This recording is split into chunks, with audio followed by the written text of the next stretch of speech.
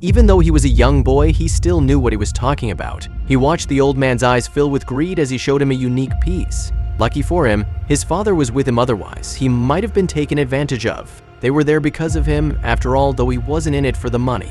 He loved the art above all else. Martin, the curious 11-year-old boy, had a penchant for the past. His parents shared his love for antiques and often took him on their weekend antique shopping.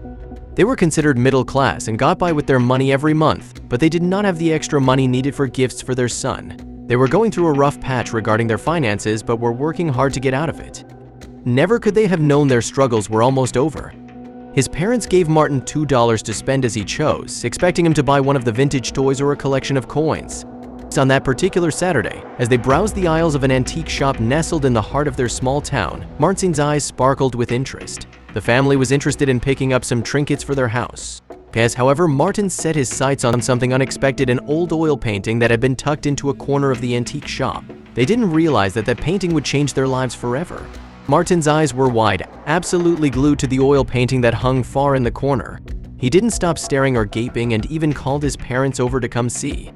His parents exchanged confused glances, not knowing what he sought with a painting when he had toys to choose from. Lisa even tried to show him classic novels, but he stood fast in his love for the painting. Lisa and Henry expected Martin to gravitate towards the toy section, but to their surprise, he walked straight to the painting and began examining it closely. No matter how hard they tried to convince him, he still wanted the painting. His mother pointed out some modern art pieces, but he turned away. "Martin, darling, are you sure you want that old painting?" Lisa asked, her brows furrowing in confusion. Martin nodded eagerly, his gaze unwavering. "Yes, Mom, Dad, I want this painting." His father went to speak to the store clerk. "All right, if that's what you want," Martin, Lisa said with a shrug, though she couldn't hide the skepticism in her voice. Back at home, Martin insisted on hanging the painting above his bed, where he could see it every night before he went to sleep. His parents watched with amusement as their son seemed to develop a newfound fascination with the artwork, spending hours studying its every detail. But as the days passed, strange things began to happen. Martin started having vivid dreams of the countryside depicted in the painting, as though he were actually there, wandering through the fields and exploring the old farmhouse. Did it have something to do with the old painting? As Martin examined the painting, he noticed that it looked much older than he initially thought. He decided to do some homework. His eyes widened as he read research on how some paintings were valuable. Intrigued by the painting's antiquity, Martin suggested they take it to an art appraiser to learn more about its origins and potential value. He turned to his parents and asked if they could take him to an art appraiser to learn more about it. It was a full-time job trying to find someone who was an independent art appraiser. They phoned a few art dealers, but nobody wanted to assist them. They didn't know how to go about it.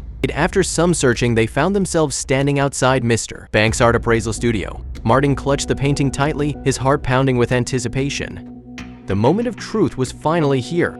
Mr. Banks, a stout man with spectacles perched on his nose, greeted them warmly as they entered. He looked them up and down, sussing them out. He was a stern-looking man with a sharp eye for detail. He looked angry while he worked, his bushy eyebrows flicking up and down. Martin thought he saw them covering his eyes at one point. As Martin brought the painting out of its protective wrapping, Mr. Banks' eyebrows shot up in surprise. Well, what do we have here, Mr. Banks mused, running his fingers over the aged canvas. "This is quite the find. Where did you find this?" The old man continued to examine the painting, mumbling to himself. He asked after what seemed like an eternity. Mr. Banks finally looked up and met Martin's gaze. "This painting," he began slowly, "is not just any old painting. It is a work by the famous Dutch painter."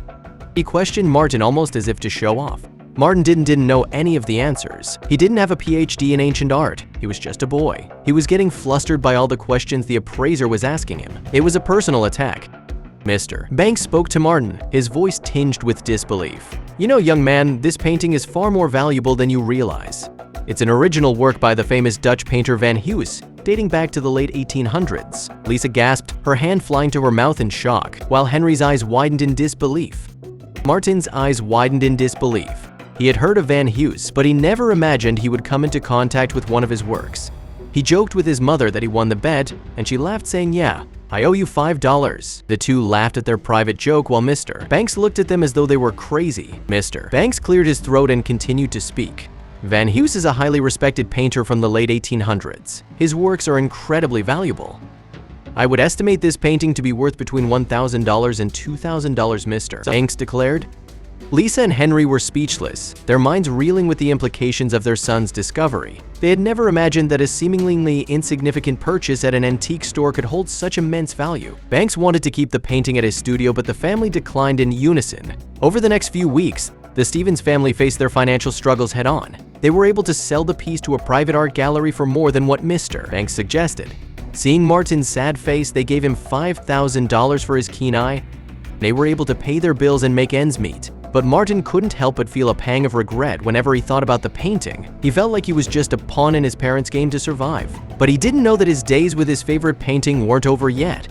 One day, Martin received a letter in the mail. It was from Mr. Banks. Inside was a photograph of the painting, beautifully framed and displayed in an art gallery in his expensive home.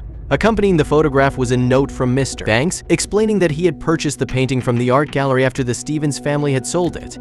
"I knew that this painting was special, Mr. Banks wrote, and I wanted to ensure that it found a deserving home.